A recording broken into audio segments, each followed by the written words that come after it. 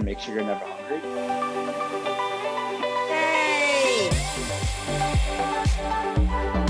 Perfect. Oh, it's so cute.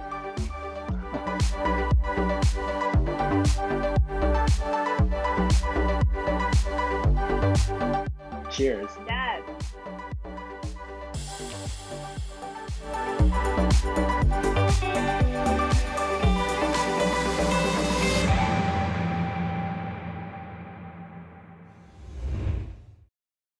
Hi, I'm Natalie Milka, and I am making summer rolls with Philippe Dow on Food for Thought.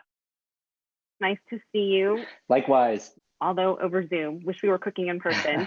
I really do think that summer rolls would be really great to eat later for lunch. And may I ask a bit like how you came to choose this recipe and what it means to you?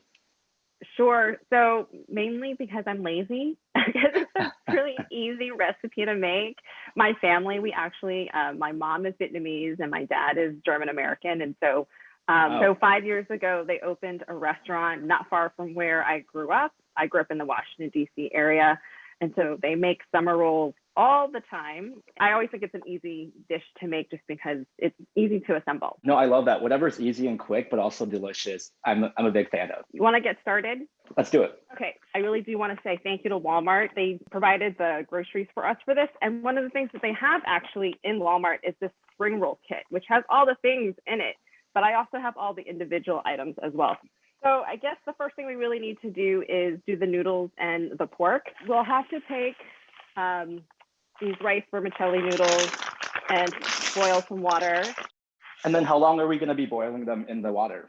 I just like to cook them long enough to where I can feel that the texture is no longer hard. I know you work in local politics, but before your mom opened up a restaurant, did you cook a lot with your family, or even now, do they have you go in and help them when you're not at work? No. So the funny part is, I work in politics and I have a degree in political science, but I don't use it per se. And so like my actual real life of the work that I do, I had a quarter life crisis when I was 25, and I decided to work at a James Beard winning restaurant.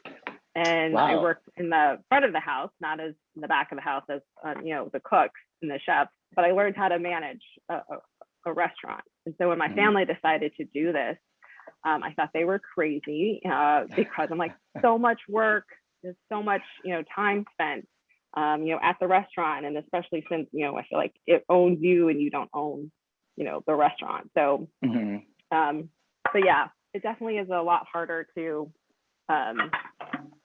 manage all that. Right. We also need to do the pork. You're just gonna cook this until the meat thermometer tells you that it's about 140. Perfect. So that should take about hopefully 8 minutes. And may I ask how big was the pork piece that you put into the water? Probably about 2 ounces. Perfect. Maybe a little bit more. My family's always like, here's a hunk of meat. I don't want to speak for everyone, but I feel like a lot of Asian parents just like tell you, throw a bit of this and throw a bit of that. And so a lot of it's just like learning to cook by, ears and eyes and taste. Right. And I think it's one of those things in terms of talking to parents. I think I got my mom to actually write down once how to do her spring rolls, which are like the fried version of summer rolls. During the pandemic, did you cook a lot of Vietnamese food recipes that reminded you of home, or did you try to experiment with the sourdough baking and all the other fun stuff that everyone was trying? No, the funny part is like when I was growing up, we only had Vietnamese food when we would leave the house. And so whenever we wanted Vietnamese food, we would just all go to a restaurant. And for me, like Hmong food is very similar to Vietnamese food. And so if I did feel homesick during the lockdown, I could just walk a few blocks and, order my favorite dish there. What's your favorite Hmong dish that you like to eat, that you find comfort food? Well, it's always hard to define Hmong food because, we don't have like a homeland. And so a lot of our food and culture is influenced by Vietnamese food, Thai, and Lao food. For me, I love this curry noodle soup dish called khao phuong. It's just very spicy and the broth is thick, and it's just what I think of when I think of Asian comfort food. And thankfully, I live here in St. Paul, not too far from a lot of Hmong restaurants. And so it's just really easy to go and get pho during a lunch break. However, I think I lose my Asian card because I can't finish a regular bowl of pho anymore. They're big. They are. I'm like, I can't even eat a regular Well, I always think it's part of like Asian hospitality where they always overfeed you and make sure you're never hungry. And so maybe that's why pho bowls are always so big. Exactly. So Yeah, what no prompted you to complaints. move from Chicago back to Minnesota? I think after 6 years in Chicago, I just wanted to be back around family and around Hmong community. That was a moment where I realized like I'm really thankful that I'm here in St. Paul, Minnesota, of all places, especially during this time when our community feels very much attacked. With the increase in Asian hate in the spring and after the Atlanta attacks, I just really wanted to be out at demonstrations that were happening to show solidarity with our community. And so I think that really helped me feel grounded in the Asian community here and just seeing how all the different Asian and Southeast Asian groups really come together. What about you? What was that time like for you in the spring and even till now? There's definitely times when there's still racism that runs through, my neighborhood, and, Right. people who are coming in and making our neighbors feel unwelcome because they don't look like them is just unacceptable here. And so it's good to see that even in the neighborhoods, like when you think about like a microcosm, that people from all different backgrounds want to support each other. And, I think that's a pretty powerful thing, knowing that you live in a neighborhood of people who don't look like you, and yet also are very supportive and wanting to be allies. I feel the same way. Yeah, I think, when I was living in Chicago, I was one of the few Asian people on my block. But to your point, like, it means a lot to knowing that your neighbors will stand up for you if something does happen, right? Right. Yeah, I think, it's good to be around, community when you don't need to explain yourself. You don't feel like you have to do a lot of work to, take care of your own emotional well-being and self-care. So the noodles just need to cool, and that won't take very long. I like to just run some cold water on it and then let it just sort of shake out. Okay, so you want to slice the cucumber and get the mint or, basil and lettuce. For the lettuce, do you like roughly chop it? I just use them as like a full The leaf. leaves? So I'll take the Okay, leaf perfect. and I'll just, cut, just make it real simple. And then like once I get the rice paper out, I'll just cut them again if I feel like it's too big. Lovely. So it's kind of weird, but I always found meal prepping and like chopping vegetables kind of therapeutic. This cutting board that I'm cutting on actually is the cutting board that I've had in my family since I was a little kid. I kind of stole the board as a part of my apartment living, and so I never took it back. So this cutting board is, I'd say, at least 40 years old. Wow. So it's kind of like a family heirloom. Yes, I'm sure my mom is like, why did you take my cutting board? I probably could have just bought you a new one. I love that. When food plays a big role in your family and your upbringing, to have like something that like so many dishes and recipes have been prepared on in your family, I think symbolically means a lot too. Yeah. All right. So I have my ingredients here laid out. I have my little matchstick cucumbers and lettuce, and we only had mint. So those Perfect. items are all assembled. We'll let the pork cool off a little bit. So why don't we throw your shrimp in and cook that until done, which takes a few minutes. Whenever I eat summer rolls and I go to a restaurant where they have the peanut sauce, the peanut sauce is the sort of the condiment that I kind of critique more than the actual summer roll itself. Yeah, because if it's too thin, it kind of tastes runny. And so then it doesn't really add any flavor to the actual summer roll itself. What was the first step into assembling your sauce? So measuring out all the ingredients, I basically just pour everything all together and then just carefully mixing it, because you will find that it has to emulsify, because the liquid versus the like the soy sauce and the other ingredients other than the peanut butter needs to just get really incorporated. So it can get messy if you decide to just whisk it around too fast. So you have to sort of slowly incorporate it so that it blends together. And the other version of peanut sauce, also there's a cooked version where you cook it over the stove. I love that. How's your shrimp? I have my meat and my shrimp cooling down. Okay, awesome. It already smells really good though, so I'm very excited. Yay! Did you cook a lot also when you lived in Chicago? I tried to. I think I tried to cook a lot when I would get homesick. The only thing is I hated doing the dishes, and finding a dishwasher in Chicago apartments is like finding a like needle in a haystack. Since I live near a lot of like good Vietnamese cuisine, I would just get lazy and then walk over and have that. Did you grow up cooking a lot as well? I I cooked a lot growing up. We used to host a lot of people at our home too, so we're used to having people, in terms of entertaining. Is that one thing you're looking forward to most? Is just being able to have dinner parties again? Well, the funny part is that I'm an introvert, and so I always think it's a good idea to have people over, and then like the day before or the day of, I'm like, why did I think this was a good idea to have people come over? And then I have to like psych myself up to be like, right, this is a good idea. But eventually I get there. I'm like, okay, this is fun. How's your sauce look? I added in some water, so it looks like this kind of consistency. I'm gonna try that because mine came out a little thick as well. Yes, so it starts to look a little bit like this, a little darker. I just added water. Okay, I'm gonna do that same exact thing.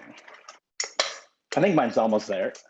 Cool. So I'm gonna set my sauce aside, and then what's next for you then? So we're gonna cut the shrimp right down the middle so that it's 2 pieces of a half. Cool. And then you're gonna cut the pork into thin slices. And then you can always resize the pork once you get it onto the rice paper. You think it looks too big or something like that. But we're just gonna cut the pork really thinly. Okay. All right, and then I'm just about done slicing the pork. I'm gonna get my rice paper ready here. And you just have a bowl of warm water, right, to prepare the rice paper? Yes. Okay. Okay, so now you should have all of your ingredients all prepped and ready to assemble, because once we get the rice paper wet, we kind of have to move quickly to get all the things onto it. So how long do you soak the sheet of rice paper into the water? So it really takes no time. What I like to do is dip it in until all parts of it are wet. Mm-hmm. And then you can feel how pliant it starts to become. You don't want it to be in the water for too long, because otherwise it will just start to basically disintegrate. And that also is determined too by how warm your water is. You have to do one at a time. Right, but it's made with love, so that's all that matters. Yes. And then you're gonna just flatten it out onto, the board or your plate. And this is where you can just start to roll it up. The way we like to do it is we do the lettuce, then you take a little bit of the noodles that you now, have cooled off. You're gonna put that onto the lettuce. All right.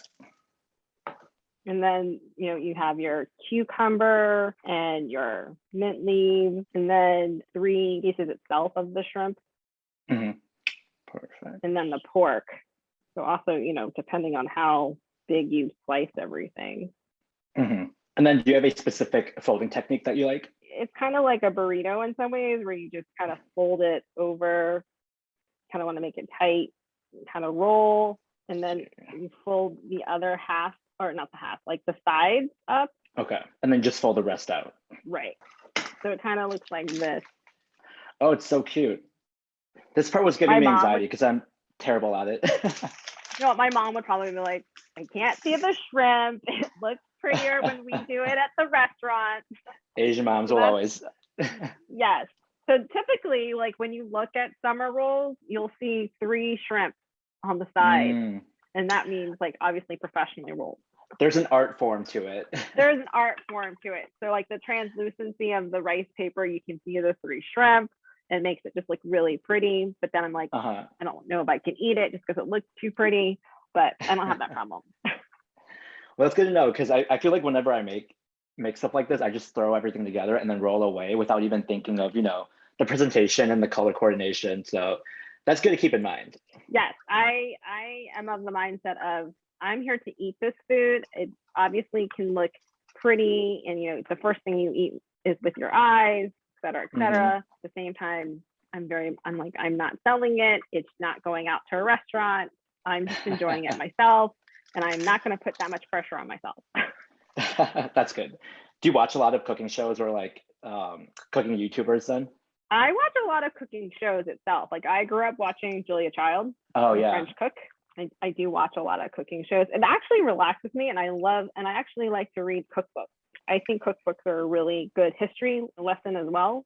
And they're just so beautiful to go through. And I think that's what makes food so much fun. Yes. It's just learning more about it beyond the food itself. Yes. And when I travel, I like to purchase a cookbook from that country. So I guess you have a good collection of it then. I do, but now it's sort of Yeah. like taking over my kitchen just because there's so many cookbooks.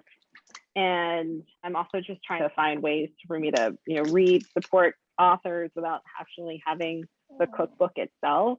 Like one silver lining, I guess, of being locked down is kind of realizing that it really does take a community to survive and to thrive. I think the pandemic definitely taught people a lot about community care and mutual aid. And I just think back to like Southeast Asian cultures where it's very collective, and you grow up with your relatives and your family, you cook with each other, celebrate with each other. And it was just kind of like cool seeing friends who came from very like individualist backgrounds learn to do that. And I think, now as more folks are getting vaccinated and things are opening up again, I'm trying to think of ways in which we can still hold on to those moments of community care and community building. So yeah, that's just something I've been thinking a lot about as well. Yeah, I think people are zoomed out.